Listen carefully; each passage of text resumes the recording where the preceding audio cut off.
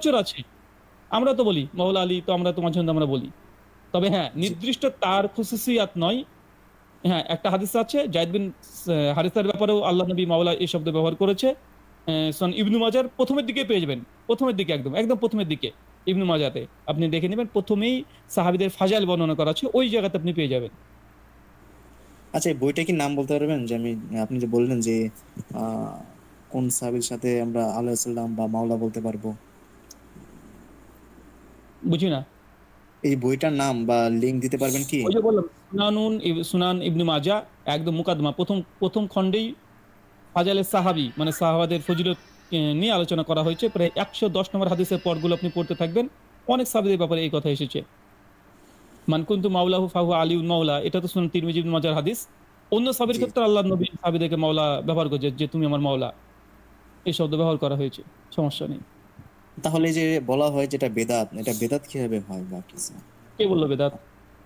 না, বলে না যে মানে এই, যদি সেটা বেদাত হয় তাহলে সেই সুন্নতকে আমরা পরিহার্য করব, মানে বাদ দিব। না, যেহেতু বেদাতীরা এই জিনিসটাকে একটা ট্যাগ ধরে নিয়ে নিয়েছে এবং এটা একজনের খুসুসিয়াত খাস করে নিয়েছে, এই জন্য আমরা সবার ক্ষেত্রে বর্জন করি। তাহলে কথা আমরা যে বলতে আলেমদেরকে মাওলানা বলি, মাওলানা এই যে মাওলানা অমুক, মাওলানা অমুক, এটা তাকেও তো দলিল আলাদা। এটা তো আমরা এই হাদিস থেকে তো আমরা দলিল দিই না।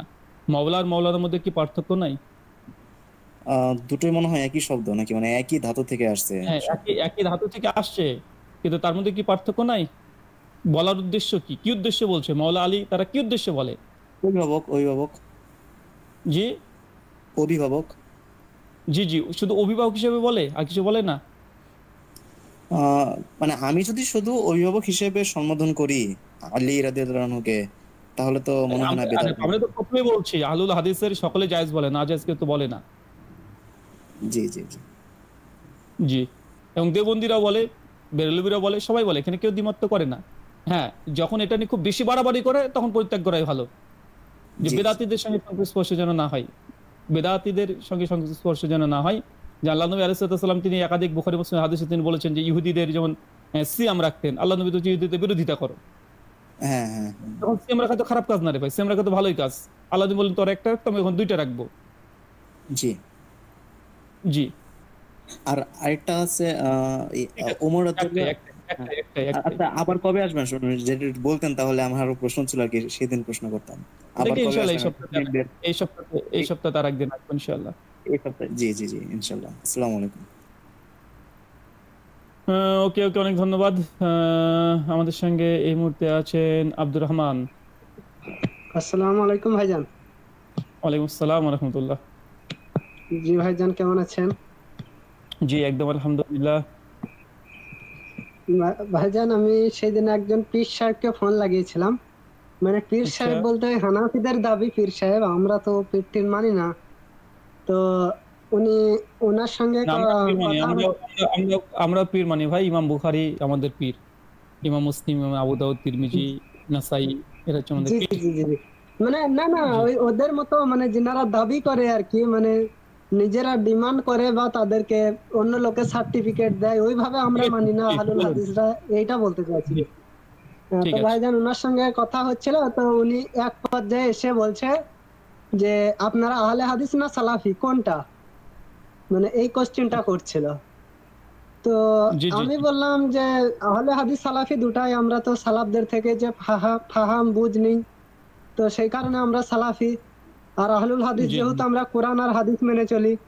তো বলছে এটা কবে থেকে এসেছে আর এর আগে কি নাম ছিল। তো আমি ওই সুনান তিরমিজি 2192, 2229 এই দুটো হাদিস অলরেডি দিয়েছি এবং বললাম যে এটা ইমাম তিরমিজির যুগ থেকে আছে। ওই ইমাম তিরমিজি, আলী ইবনুল মাদিন, ইমাম বুখারীর উস্তাদ পর্যন্ত আছে, মানে ইমাম বুখারী পর্যন্ত সনদ দিয়েছিলাম।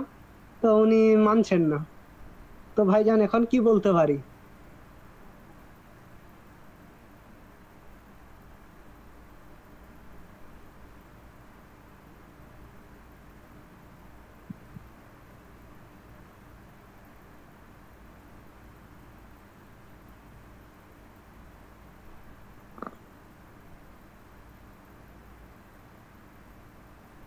আচ্ছা, আপনার হ্যালো। প্রশ্ন কি তাহলে এটাই?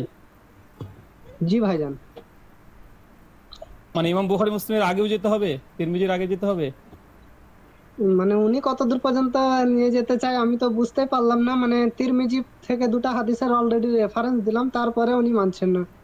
ইমাম বুখারী কারণ আলী ইবনুল মাদনী পর্যন্ত সনদ দিলাম, তারপরেও মানতে চাইছেন না। তাহলে আর বলছেন কি যে করা নাকি যায়?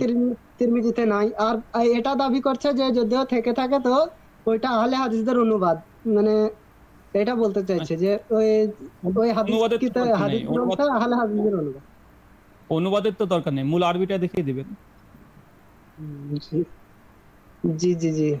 ওদেরকে যদি মূল যে কোনো আরবিটা বিষয়ে হাদিস দেখাতে চাইছি, এখন সমস্যা মানে আমরা আরবি তো আর ভালো পড়তে পারি না, ধরেন হরকত ছাড়া পড়া তো অসুবিধা হয়ে যায়। তো ওনাদেরকে যদি বাংলা দেখায়, আপনাদের যেটা ওই ইসলামিক ফাউন্ডেশন যেটা আছে মানে বাংলাদেশ থেকে, ওটা তো নিরপেক্ষ জি, দৃষ্টিতে মানে লেখা হয়েছে না, তো ওখান থেকে দেখালেও মানে না, মানে ওনারা যেটা দেখাবেন সেটা আমাদেরকে মেনে নিতে হবে, কিন্তু আমরা দেখালে মানবে না, মানে ওই ডিনাই করে দেবে যে এটা আহলে হাদিসদের অনুবাদকৃত।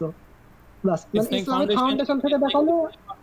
এটা আহলে হাদিসদের কোনো না, বরং ওখানে আবু তাহের মিসবাহ, বাংলাদেশের বিখ্যাত হানাফি দেওবন্দি আলেম, যিনি আরবি সাহিত্যের উপরে অনেক পাণ্ডিত্য রাখেন, এসো আরবি শিখি, এসো ফার্সি শিখি, এসো নাহু শিখি, সরফ শিখি, তিনি বই লিখেছেন। তো তাদের তো অনুবাদ করা, এখন না মানলে ভাই এখানে কিছু করার নাই ভাই, এখানে আমরা কি করবো এখন? কি জি জি জি ওষুধ দেওয়া ভাইয়া, যায়? রাফালে রাফালে আদানের হাদিস যদি দেখতে চাই তো বুখারী থেকে দেখিয়ে দিই, তাহলে বাংলা মানে বাংলাতে সব হাদিস নেই, মানে বলে কাটছাট করে লেখা আছে রাফালে আদান মানসুখ হয়ে গেছে। তো অথচ সেই ইমাম তহাবির আগে মানে কোনো কিতাব দেখাতে পারে না। ইমাম তহাবি তো এসে মানসুখ দাবি করেন সর্বপ্রথম। জি জি। জি ঠিক আছে ভাইজান, আব্দুর রহমান ওনাদের ভাই, সমস্যা। ধন্যবাদ। জি ভাইজান, আসসালামু আলাইকুম। ওয়ালাইকুম আসসালাম ওয়া রাহমাতুল্লাহ। এখন কেউ না মানলে ভাই কি করার আছে ভাই বলেন? জোর করে কি মানানো যায়? জোর করে কি প্রেম হওয়া যায়? আচ্ছা, আব্দুল লতিফ সিদ্দিকী। আব্দুল লতিফ। জি, জাযাকাল্লাহ খাইরান যুক্ত করার জন্য। তো আমার অবশ্যই প্রশ্ন আছে। আমি প্রশ্নটা কি করতে পারি? জি বলুন। আলোচনা থেকে কিছু আকীদা বিষয় আমি প্রশ্ন শুনলাম, সেই প্রাসঙ্গিক ধরেই আপনার কাছে আমার প্রশ্ন জি। যে রাসূল সাল্লাল্লাহু আলাইহি সাল্লাম তার মানে তিনি কি তার প্রতিপালককে দেখেছেন?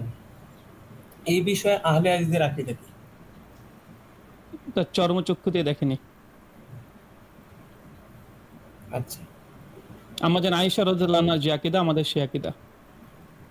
আচ্ছা। আম্মা জান আয়েশার যে আকীদা সেটা হচ্ছে বুখারী শরীফে ৪,৫৮৮ আমার যদি ভুল না হয়। ৮৮ কিংবা ৫৫ হতে পারে। চার আমার হাজার এক্সাক্টলি মনে পড়তেছে না। ৪,০০০। আচ্ছা, তো আমি একটু দেখি। হাদিসটা হচ্ছে ৪,৮৫৫। আপনি জি জি, বলছেন যে কিতাব তাফসীর। আম্মাজান আয়েশার যেটা আকীদা সেটা আমাদের আকীদা। জি। তো আম্মাজান আয়েশার এই কথাটা কিন্তু আহমদ ইবনে হাম্বল কিন্তু তিনি গ্রহণ করেন নাই, প্রত্যাখ্যান করছে। তো আপনি কি বলবেন এই বিষয়ে? তো ইমাম শাফি কি করেছে? আচ্ছা ভাই, আমি যে প্রশ্নটা করছি আপনি শাফির বিষয়ে গেলেন কেন? আপনি আহমদ ইবনে আপনি হাম্বলের বিষয়ে থাকেন আপনি আপাতত। ইমাম আহমেদের কাছে গেলেন কেন? আমাদের আয়েশার চাইতে ইমাম আহমেদের কাছে ধরলেন কেন?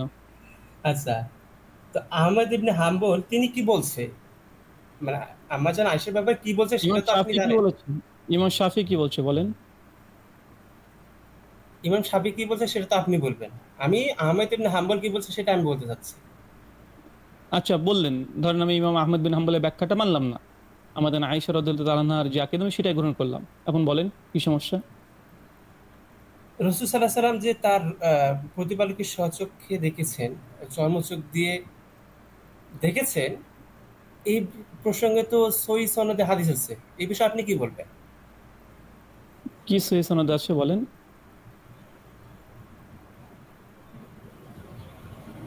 এবং কি আমি এটা আহলে হাদিসের কিতাব থেকেও দিতে পারবো। জি দেন, আমরাও দেখি।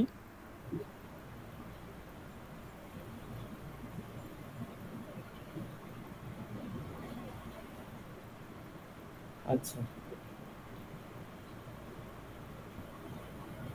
দেন। সহিহ সনদে আছে, আমি যদি একটা কথা বলি, আল সুন্নাহ প্রথম খণ্ডের আপনি 306 পৃষ্ঠার 442 কিসে নম্বর হাদিস কিসে দেখতে কিসে পাবেন। বলেন বুঝতে পারলাম না, আবার বলেন কি বললেন, বুঝতে পারলাম না কিছু। আল সুন্নাহ প্রথম খণ্ড, পৃষ্ঠা আসুন্না, আসুন্না কার লেখা? ইবনু আবি আসিম, জি, আবু আসিম। ইবনে আসিম, এটা আহলে হাদিসদের বই তাই তো? না, এটা আমি সেটা বলতেছি না, কিন্তু এটাও যে সহিহ সনদে এসেছে আমি সেটা বলছি। তার প্রতিপালকে না না, দেখেছেন। আপনি একটু আগে বলেন যে আহলে হাদিসের বই থেকে দেখাবেন, যে আপনাকে বইয়ের নাম জিজ্ঞেস করে আপনি বলেন ইবনে আসিমের আসুন্না। ইবনে আসিম আবার আহলে হাদিস, দারুণ ভালো, খুশি হলাম। আসলে ঠিকই বলেছেন, আমি আপনার সঙ্গে একমতই পোষণ করছি, এইসব মুহাদ্দিসগণ আহলুল হাদিসই ছিল। জি, তারপরে বলেন।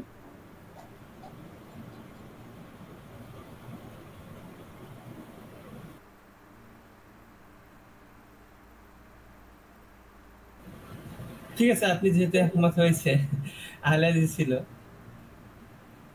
আচ্ছা, তো আমি বুখারীর একটা কিতাব থেকে রেফারেন্স দিয়েছি চাই আর কি। তো সেই কিতাবের রেফারেন্স আমি একটু বলতেছি।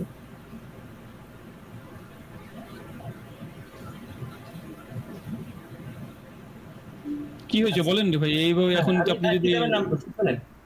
তো ইমাম জি, বুখারীর কিতাবটা হচ্ছে তারিখুল কাবির, তৃতীয় খণ্ড, পৃষ্ঠা 391 থেকে 392 পৃষ্ঠা। বলেন তারিকে কবির, আপনি স্ক্রিনশট স্ক্রিনশট পেস্ট করেন।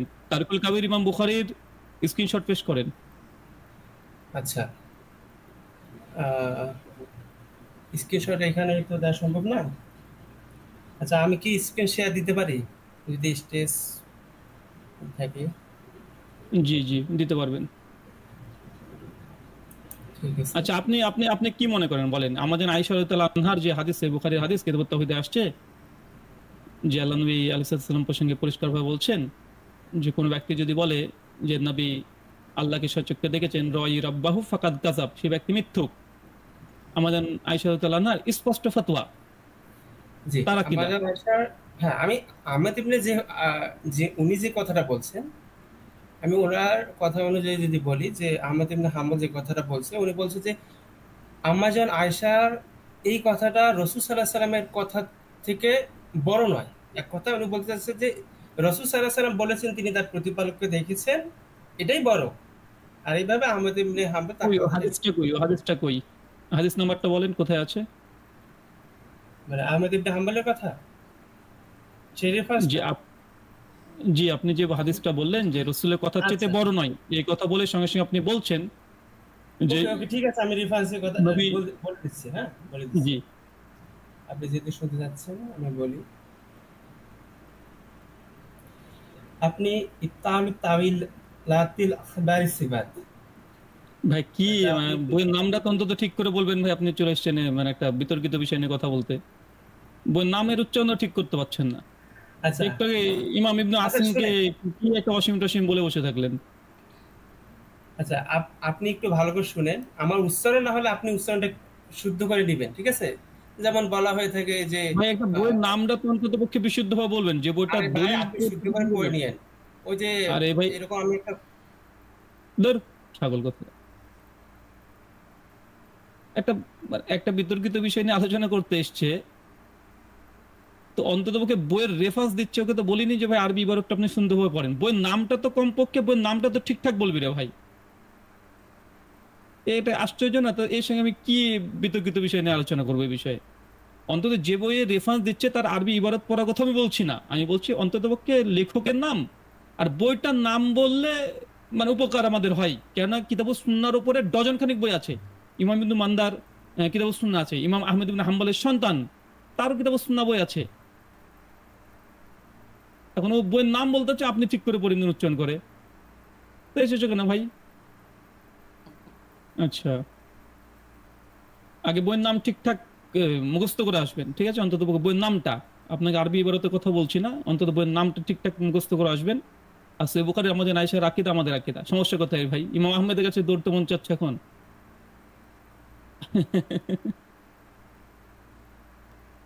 যখন ইমাম আহমেদ বিন হাম্বল তাদের উপরে বোঝা হয়ে যায়, তখন ইমাম আহমেদকে থুয়ে পালায়। জি, আরিফ সরকার।